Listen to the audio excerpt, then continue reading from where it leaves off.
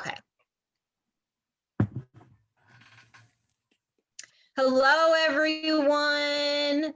Welcome to the Rocky Road, a show where about supporting independent artists and the people who support the independent music artists.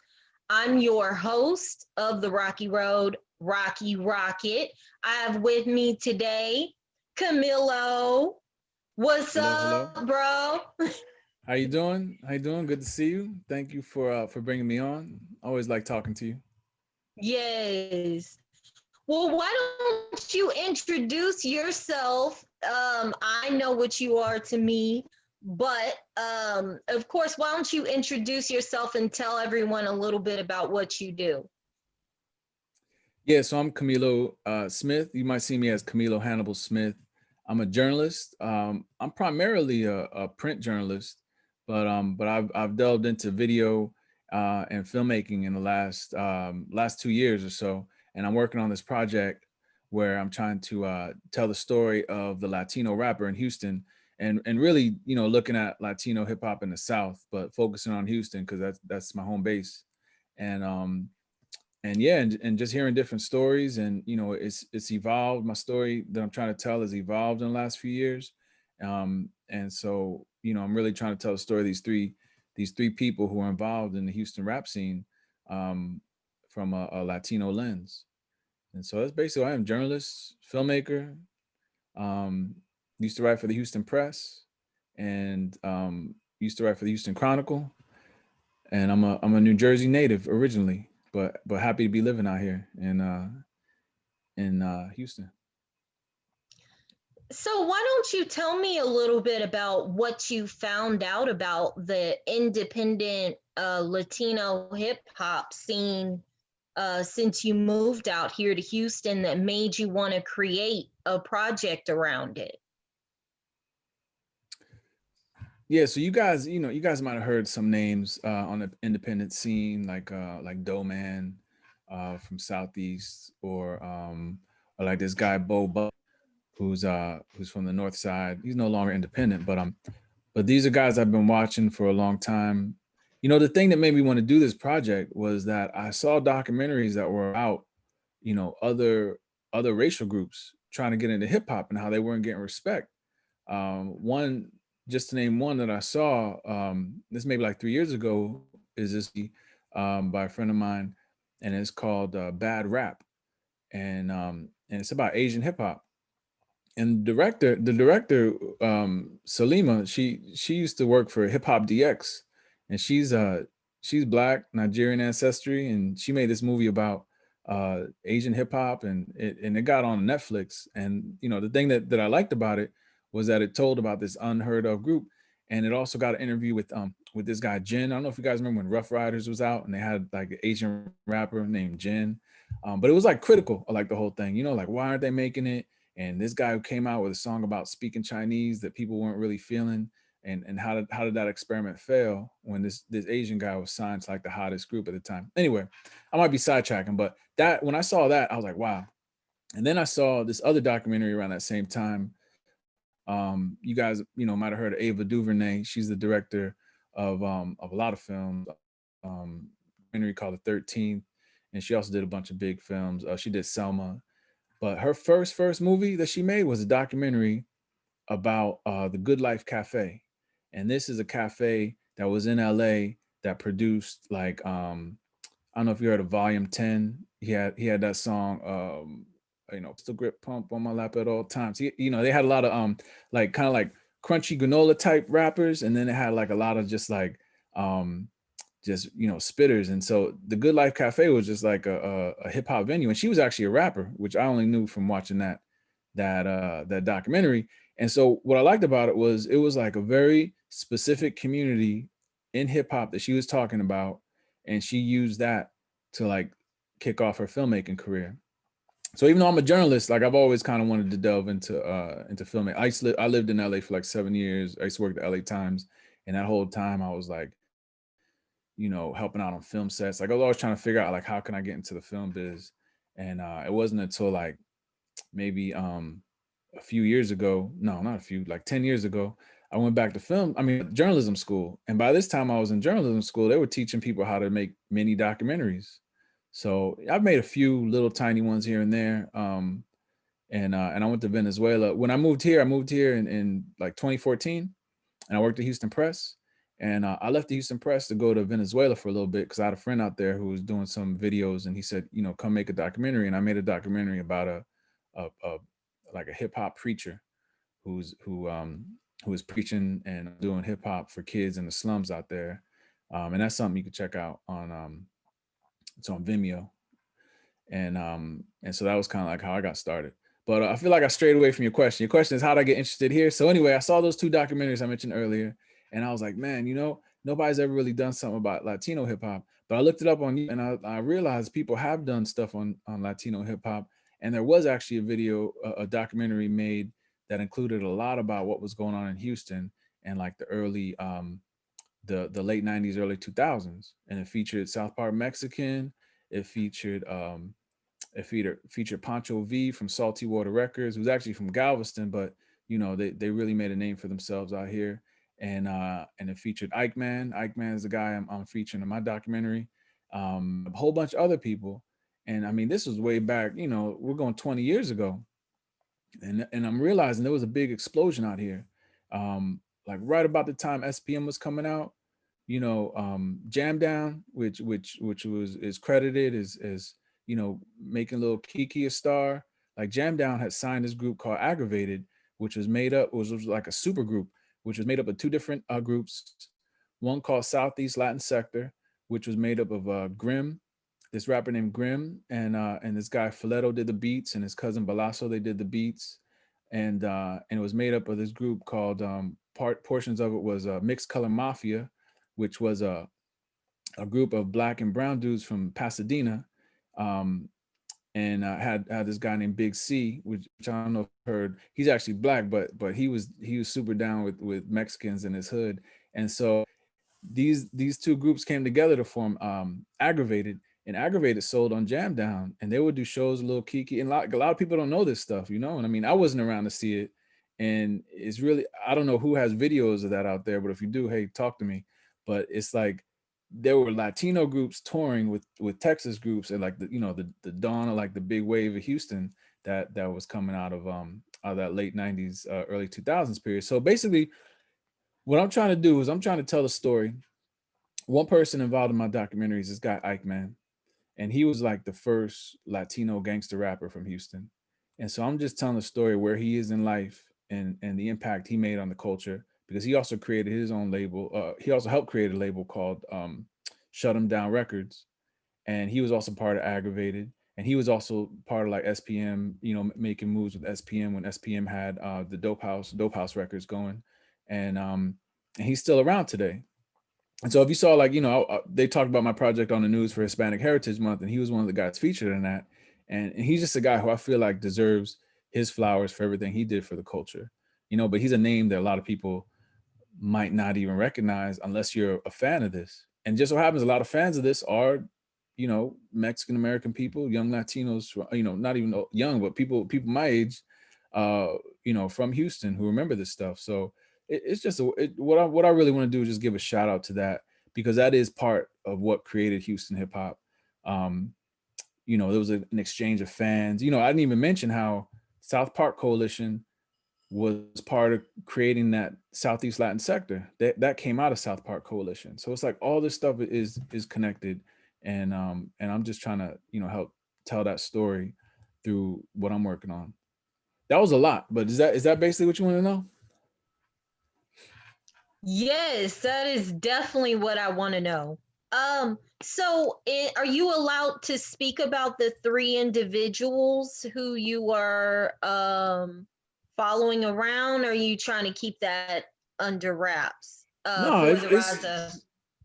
no, what it is. It's this project has taken on so many different incarnations, right? At first, I was thinking of it. I was envisioning it as a history documentary that just talks about the history. But I realized that, a lot of those documentaries are a dime a dozen, and that's something you could just put together and throw it up on YouTube. But what I'm trying to make is a documentary for film festivals for a larger audience outside of Houston to know about Houston, but also about Houston for people from here who want to get deeper um, into what makes up their culture, as far as the early people who are involved with the music scene.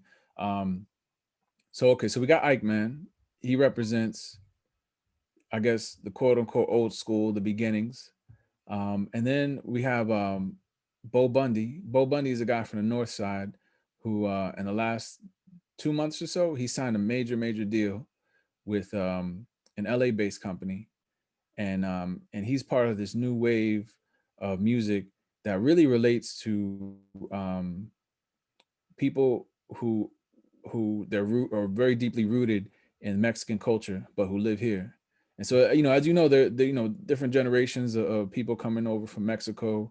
Um, Houston has had Mexican culture here for eons, right, from the beginnings. And so, as those shifts in immigration happen, we got a new wave that's like people who just are really into like their culture, and they rap in Spanish. They rap with like a mix of like corrido music, which is the music like drug ballads from the northern Mexico. And so now there's like a fusion of it. It's been around a while, but it's kind of picked up a different kind of take. I wrote about this in the Houston Chronicle. It's called Trap Corrido. And so this guy Bo Bundy does a style of that, but he does it in a rapping way. And he's been around for a while doing different things, and he's been doing like just straight rap. Like he was influenced by like East Coast rap. So he started out just doing straight rap, and he's kind of evolved into becoming like this symbol of like a new age of hip hop for Mexican Americans and people who enjoy that kind of music. So he's one of the people. It's been getting a lot harder getting in touch with him because he's low key. He's gotten really famous, and and I feel like not enough people in Houston know, like, this guy is homegrown. Like he got, like they say, he got it from the mud. Like literally, like he's from here, and he potentially is like one of the biggest stars in the genre of music, which a lot of people listen to. So he's one person in it. And I got another rapper in it, and his name is Uncle Tino. And his dream is just to be a rapper, man. Like he's as independent artists go, like he's like the definition of an independent artist. He's from the Heights. He's dealt with gentrification, pushing his family out, and he's just trying to make it. He graduated from University of Houston, and his story is really unique. Like I don't think people have seen a hip hop story like his before. So when you see this movie, he'll be heavily featured, and his story is just like, it's like the new Houston. Houston's a very accepting community, and his story, I think, is gonna reach a lot of people for sure. And so yeah, so those three people: Uncle Tino, Ike Man, formerly of Shut 'Em Down Records, and Aggravated, and Most Hated. So those two groups. And if you ever look him up, you see a lot of his old stuff. And Bo Bundy, who's just taking off like a rocket. So those three people. What was your process in picking these individuals? Were you because I know we have a whole world of Latino hip hop out here that has been a flourishing scene for a while. Yeah. How did you pick these individuals? Were they already in your circle? And how did you start reaching out to them? One of the benefits of being a journalist, like I make my living partly from, pitching and writing stories. So, a lot of these people are people that, I've written about them before. Bo Bundy, when Hurricane Harvey had hit and Houston Press was looking for stories, I saw him on Twitter talking about how, he was on the balcony of his house with an AK trying to keep looters away or something like that. And I was like, who is this guy? And and I just reached out to him like, hey man, let me interview you about, what this is you're talking about, keeping your safe during Harvey. So that's when I wrote about, that was the first time I wrote about him. And I just kept an eye on him because I was like, he's doing something different, because he was doing songs about being Mexican, about being from the North Side, and in a way that was kind of different, you know, in a way that was really kind of different. And so I just kept an eye on him. And when it came time for me to go and see him at his shows, I was like, hey, you know, let me get you on camera and see what the deal is. And you know, he turned out to be a guy with a lot of personality. Because that's the one thing you really need is when you try to do a film project, is it has to be somebody with, you know, that gives off, you know, energy and gives off something. Um, and so, boom, we ended up doing that. But that was never my initial thought. And then Uncle Tino, you know, I was at a Shea Serrano book signing. You know, for those who don't know, the you know, award winning New York Times bestselling author. You know, he's a friend, and I was at a book signing, and I remember waiting at the end of the line, right? Because I just wanted to observe, man. Because you know, I think everybody's dream is to have like a bajillion fans and shit, you know. So I remember I was like at the end of the line, and I was just like chilling, and there was one other person behind me, and when he got up to the line, he was telling Shay, he's like, yeah, I'm a rapper. And then Shay was like, oh, word, give me a D. And he gave him a CD. And I don't know, Uncle Tino just seemed unique to me. And so I was like, yo, can I get a CD too? And then he ended up saying, no, I don't have one, but check out my page. And I ended up checking out his page. I was like, okay, he got some joints. No, because he was a college student at the time, and he was just independently doing his music. And so I ended up writing an article about Uncle Tino. Um, just because I thought he was just a really, you know, interesting person, and just somebody that hip hop doesn't normally get to get to witness, you know. So anyway, I wrote an article about him. We kept in touch. um and then Ike, man, see, so I've seen a lot of people do stuff. There's a lot of people who do stuff about Latino hip hop in Houston. Not a lot. There's a couple big major people. I think you know Tex and his wife's radio show Hustle Town. They do something. And one person I was never seeing on their outlets was this guy Ike Man. But I kept hearing about Ike Man, and so the word was like Ike Man was hard to reach, and you know this and that. You know, he'd been locked up for a while, and so I just like started to reach out to Ike Man, and was just like, hey man, you know, I feel like people, when they tell the history of this music, they talk to a lot of different people, but nobody really talks to you. I was like, will you talk to me? And so we just ended up, you know, striking up a friendship, and and yeah, and he let me in his world, and see what he was going through, the struggles he has, and because one of the things about being an independent artist, man, is I think a lot of people, they don't they don't think of what's going to happen when you get older, you know. Like he survived a heart attack recently. um you know, like how many independent artists really have a great healthcare plan, you know? It's like little things like that. So like I'm telling this guy's story, and it's a lot, you know, how they say it's bigger than rap, you know, it's really bigger than hip hop. But at the same time, by telling his story, I'm also telling it about the history. And so that's why he's important. He's doing great, by the way. But he was somebody that kind of anchored it for me, you know. Like I don't know if the whole world will really understand how important he is, but for me, and that whole group of guys who started it and who really kicked it off, like he's important to me for that. Because if these guys didn't do it, somebody would have done it. But it's hard to believe that like there just weren't a big mix of people making music, you know, in Houston, or putting product out, you know, in that period of like mid 90s to early 2000s. It was, you know, it was mostly black faces, you know, which is cool because that's the origins of this music, of this hip hop that we listen to. You know, it's black and it's brown, you know. But if you take it back further, all those drums, all those sounds, they just go back to one place. So, you know, for it to be a black art, you're not lying when you say that. But at the same time, you know, there were Latinos who helped form this music, and so it's about making sure they're not erased. You know, making sure that you show. Basically, what I'm also trying to show through this documentary is that there were black rappers that opened up and brought people in.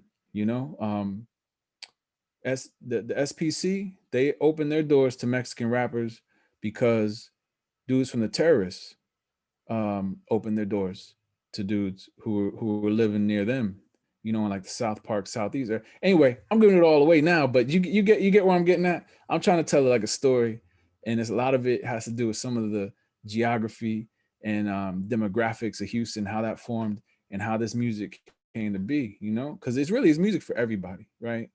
You know, if you notice the logo that I put up there, it's a face that you can't really tell if it's black or brown, I think. And that's because that's who I am, you know? I'm black and brown. I'm mixed. And so the thing is I'm trying to in my world, I'm trying to make sense of the hip hop scene through my eyes, you know? So because to me the world is black and brown. And so I'm just trying to show how hip hop is black and brown.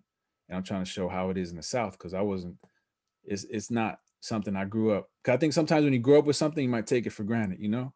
But like I didn't grow up with Mexicans talking about swangers and sipping lean and loving screw and things like that, you know. But for me to come out here and see that, like screwheads that are Mexican, you know, different cultures embracing it, and to have them explain to you like, yeah, this is where I'm from. I'll just tell you one story real quick. I don't know if we got time for a story. There's a guy named Juan Gotti. Juan Gotti, he was part of Dope House Records. I don't know if you heard of him. He's the guy who raps in Spanish. He raps in English, and he told me this story about how when he went to LA, some of the vatos out there were like, "Hey man, you know you talk black. Like, what's up? Don't act like that. You know, like why are you acting like that?" And then Juan Gotti was like, "Yo man, I'm from I'm from Magnolia, man. I'm from Houston. I'm a screwhead. We listen to Screw. Like this is who I am. Don't tell me how to act." And when he told me that in the interview, I was like, man, you know, like that's kind of the basis of what I'm trying to do here. I'm trying to like show people that like not all the vatos are like dudes because the West Coast really impacted hip hop so hard. You know, it was either East Coast or the West Coast. You guys all know this, right? The South came in and you know, South got something to say and people weren't really trying to hear it. And so that's the whole thing is like there was a whole culture out here bubbling that the rest of the world didn't know about. And it's very unique and it's very different. And that's kind of like what I'm trying to highlight. You see how I get excited about this stuff? So that's what it I is. think it's beautiful. It's beautiful. But you saw when I I was really initially working on this and I was talking to people, like it's really taken like 2 years for me to get all the stories. And I don't want it to just be, you know, it might be a book where it's just, also, you know, where the book version is more in line with like what our boy Lance Scott Walker has done, which is like do like an oral history of things. And that's when he talks to like everybody, right? Um, but like what I'm doing is I'm just focusing on three people and I want them to tell their stories and kind of weave in the history and the present. And it's really just a story about three people. But I think if you're from Houston, you're in hip hop, then you'll get that out of it. But people out in the world, I think they're just really going to be interested in these three characters and also learn about Houston hip hop. So well, I actually have one more question for you. Well, actually, two more questions, but this one right here is normally when I have artists on this show, independent music artists, I ask them to give advice to other independent music artists, drop some gems or some game on some things that they've learned in this industry. Can you drop some gems for independent storytellers of the independent hip hop world?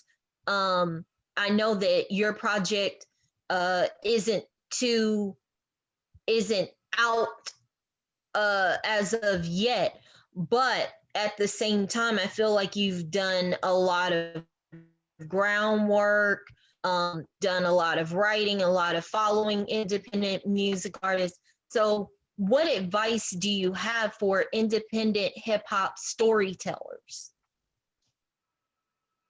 yeah, I think the most important thing, or a couple of things, something that I heard that I thought was really beneficial, that I even think helps in my practice is you put out consistent work.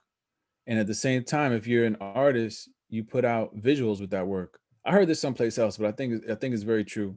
You put out visuals with your work with pretty much every piece of work that you put out. And so that way the visuals help to service the channels like Instagram and Facebook. And so you have a social media presence because you got visuals. I don't always think you need top-notch visuals, but you know, it should be something better than I think just, you know, somebody talking into a camera like I'm doing right now. But but I think that consistency, um and then build on that, and then yeah, drop like a more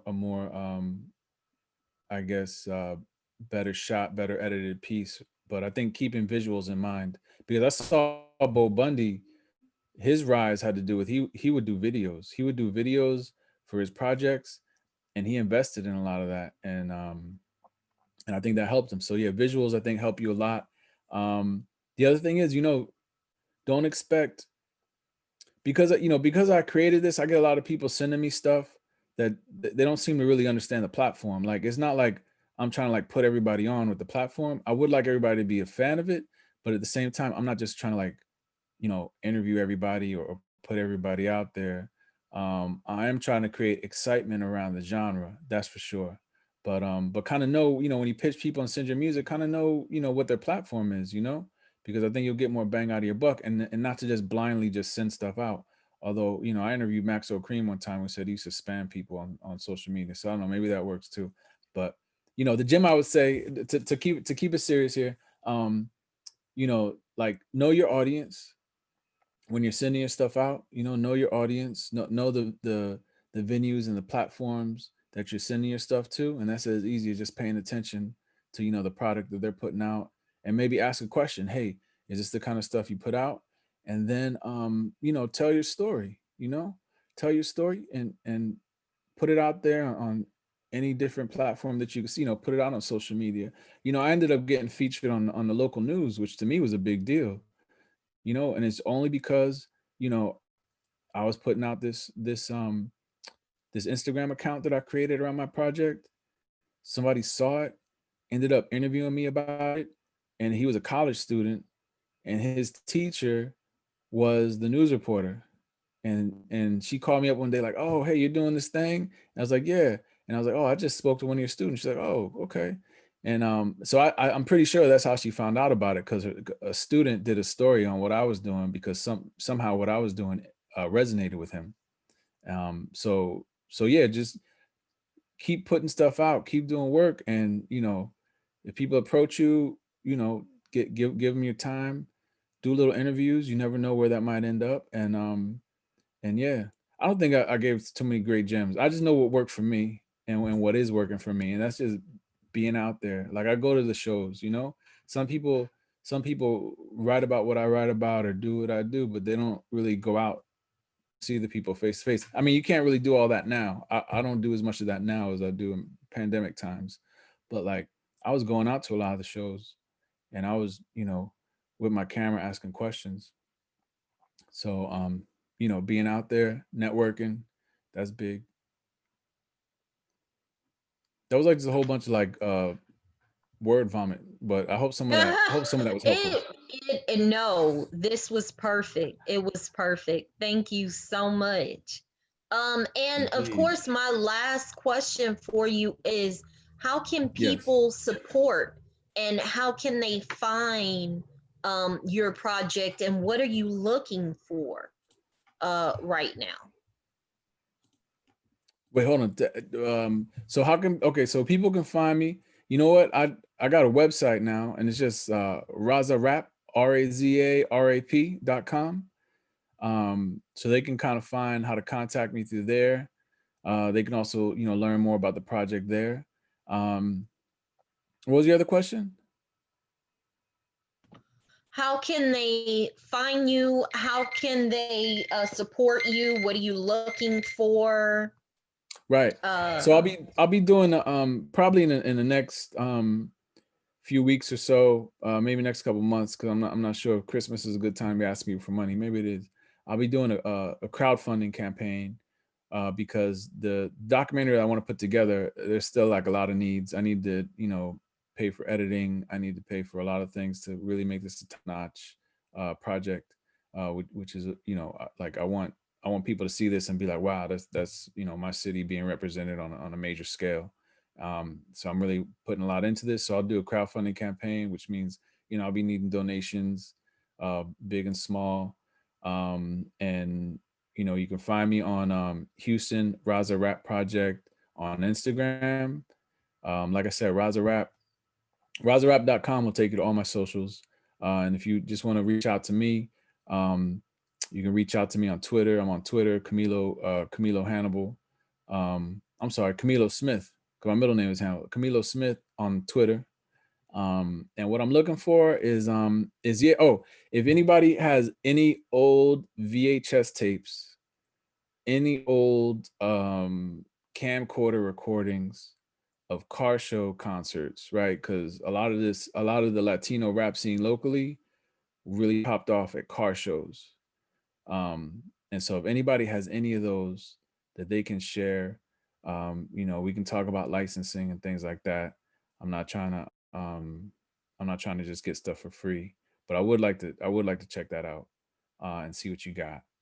So you can email me at Camilo Smith at Gmail. That's CAMILOSMITH at Gmail, and let me know. Or hit me up on Instagram or Twitter, and we can talk. But like I said, I'm looking for visuals or pictures too. If you took a picture with your favorite Latino rapper at a car show in like 1990, 98, like I'd like to talk to you about that. Um, and like I said, that's why I'm asking for donations, because a lot of this stuff, when you're making real life documentaries, like, all this stuff or you should, offer people prices and fees for things like licensing and using their photos and their images. So, I'm trying to work with the community to kind of build that up. Um, and then after we're done with that, I could probably put you in touch with Julie Grob over at the UH, because I've spoken to her too, and they're putting together a Latino archive, believe it or not, that they've already got a bunch of stuff for. Some of the people I mentioned are in that archive. So yeah, it's something that Houston really cares about, man. They care about this deep culture y'all got, and yeah, and really preserving it, the memories of it, and showcasing it, So yeah, look for more to come. Thank you for letting me share that info. And thank you for coming on the Rocky Road, bro. Really, really, really Heck yeah. appreciate your time. This is really episode 7.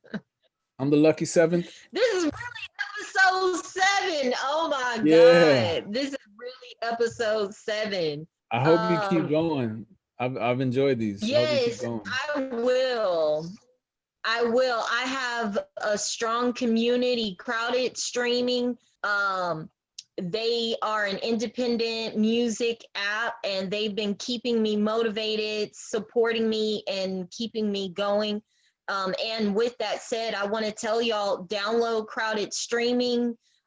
It's free to have your music uploaded as an independent artist, and they pay you for your music streams as an independent artist too. That's what it is. So thank you so much, Camillo. I appreciate the interview. I appreciate the Thank time. you. And good luck Anytime. to you. Anytime. If there's any way that I can help, of course, we locked in. That's right. Thank you. No, you've been great, man. You got me a lot of access that I wouldn't have gotten otherwise. So Aw, thank you. thank you. For sure.